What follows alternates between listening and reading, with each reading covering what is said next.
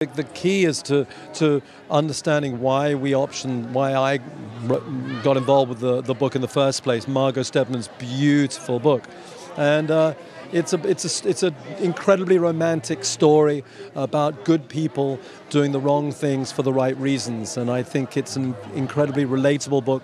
I think it's a book where all sides of the argument, as it were, or both sides, or all the characters are understandable. We can put ourselves in the minds or in the position of each of the characters, and it's a well-argued, well-written book. And so that was incredibly exciting, and the characters were so rich and palpable. Then it was about finding a writer-director who could bring that to life, and Derek Cianfrance cared for the book as I did, as we did. And he is a director who finds truth in every moment.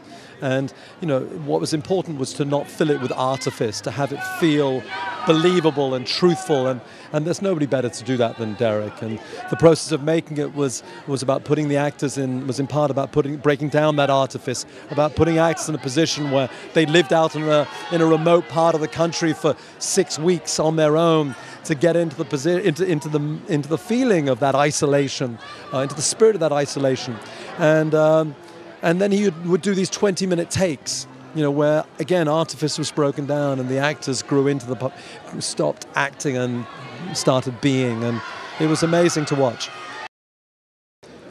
Alicia has a rawness. She is a brave actress who pushes the envelope in everything she does. I had the pleasure of working with her on Testament of Youth, and here, again, in Light Between the Oceans, you see her bravery as an actress. She's uncompromising. She is willing to try anything, understands her character, and is willing to go to places that many actors wouldn't go. She's willing to make herself look as raw and torn apart in a way that many actors who are as beautiful as she is would not do.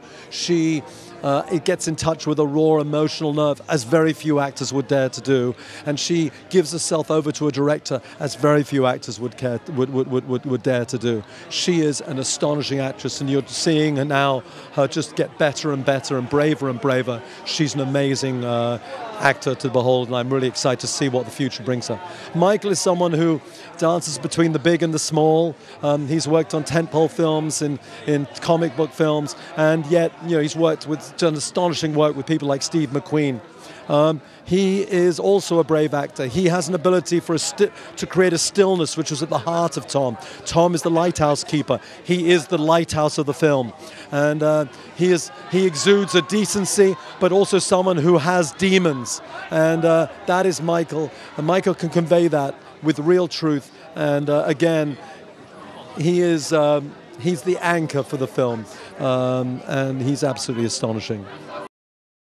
Rachel Weisz, of course, is the third actress who I think deserves note, who plays a mother who has lost her daughter and brings a real emotionality to that, emotional truth to that performance. And you got a whole host of wonderful Australian and New Zealand actors as well. The landscape, yes, you know, New Zealand, Australia, where we filmed it, are beautiful places, and it was important for us to create a sense of isolation. So Michael, Alicia and Derek lived in a remote part of New Zealand for 6 weeks beneath a lighthouse where we filmed, really because Derek wanted the actors to feel that isolation, to feel that lone, you know, the wind, the sea, the nature, and they lived it. And it was great fun to scout for it, to travel all over Australia and New Zealand to look for the right place. It was great. And then it was really important for us to find small towns that could exist in 1920s. And fortunately, New Zealand has a few of those, and with our wonderful set production and costume designers, we were able to evoke the period, I think, successfully.